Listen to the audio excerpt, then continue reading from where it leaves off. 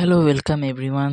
তো আমার একটা নতুন অডিও পডকাস্ট, আর এই পডকাস্টের মাধ্যমে আমি স্টার্ট করব নতুন একটা গল্প, নতুন একটা বাংলা গল্প, যেটি শ্রী স্বপন কুমারের লেখা গোয়েন্দা গল্প উপন্যাসের মধ্যে থেকে নেওয়া প্রথম গল্প, অদৃশ্য সংকেত।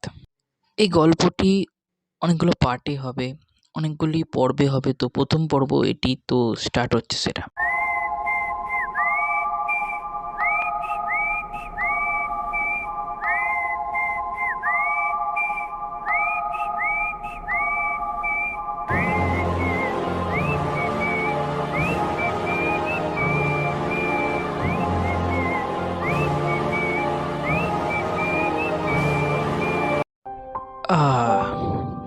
নৈশ প্রহরের মনোরম মায়াময় পরিবেশকে এক মুহূর্তের মধ্যেই যেন গভীর অশান্তির মধ্যে ডুবিয়ে দিয়ে ফুটে উঠল এক কাতর আত্মচিৎকার। মুমূর্ষ নারীকণ্ঠের অন্তিম করুণতায় যেন আচ্ছন্ন হয়ে গেল বিয়েবাড়ির আনন্দ কোলাহলময় আলোক উজ্জ্বল সুন্দর পরিবেশ। অনন্ত নীল আকাশের অগণন তারারাও বুঝি ব্যারাকের জন্য কেঁপে কেঁপে উঠল এই আকুল শব্দের তীক্ষ্ণতায়। প্রেত লোকের বিষণ্ণ দীর্ঘশ্বাস যেন নেমে এলো অকলঙ্ক স্বর্গীয় নির্মলতার মাঝে। কিন্তু কারে কণ্ঠ, কোথায় এর উৎস? বিবাহ উপলক্ষে রায় সাহেব ঈশান মিত্রের বাড়িতে উপস্থিত সমবেত অতিথিবর্গ ব্যস্ততার সঙ্গে অপরিসীম চাঞ্চল্য নিয়ে ছুটে গেল দোতলার কোণের একখানা ঘরের দিকে। কিন্তু এ কি, তাদের পদক্ষেপের অনেক আগেই একটি নিরাপত্তা নারীর শেষ নিঃশ্বাস বাতাসের বুকে বিলীন হয়ে গেছে। কিন্তু কে এর জন্য অপরাধী? কার চক্রান্তের বিষবাষ্পে আজ এই কোমল কুসুমের পাপড়ি প্রলুণ্ঠিত হয়ে ধূলি মলিন ধরনের ধৃষ্টতা নিজেকে নিঃশেষ সঁপে দিয়েছে?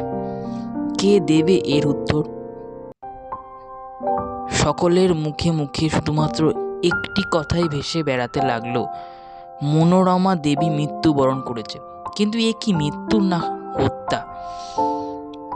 এই একমাত্র প্রশ্নই বারবার আলোড়ন তুলতে থাকে ডিটেকটিভ দীপক চ্যাটার্জির মনে।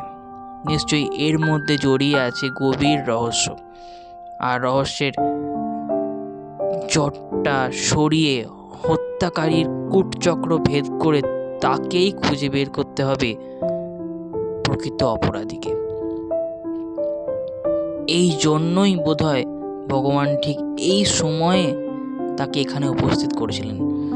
চিন্তার অতলে তলিয়ে যায় দীপকের মন।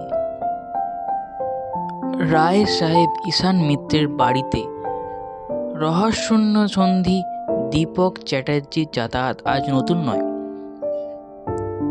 ঈশান মিত্রের প্রথমা স্ত্রী বিনীতা দেবী দীপককে বেশ একটু স্নেহ করতেন। সে আজ 5 বছর আগেকার কথা। দীপক তখন আজকের রহস্যবিদ দীপক চ্যাটার্জি নন। সে তখন ঈশান মিত্রের প্রথম পক্ষের ছেলেকে প্রাইভেট পড়াতো। বিয়ে পরীক্ষা দিয়ে হাতে ছিল তার অখণ্ড অবকাশ, আর বাড়িতে বসে আড্ডা মেরে সময় নষ্ট না করতে আর যে ভালোবাসুক দীপক চ্যাটার্জির মতো ছেলেরা সে দলের নয়।